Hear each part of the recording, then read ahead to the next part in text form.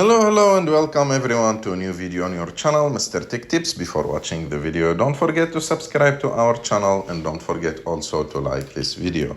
In today's video, I will show you how to sign in to Netflix app. So to do this, it's so simple. You have just to go to the Netflix app, open it, and as you can see on the top right of the screen, there is a sign in button. Click on it. And after that, here you have two options.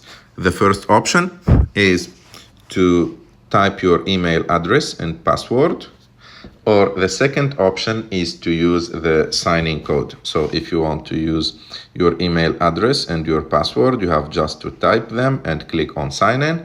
And if you want to use the sign-in code, you have just to type your email address like this.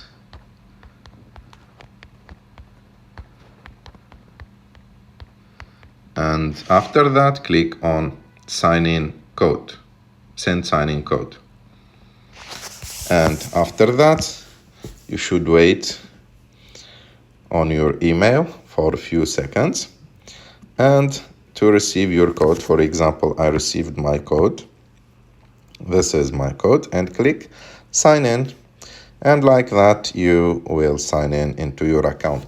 Just a small disclaimer that this code, if you want to sign in with the code, it's easier, okay?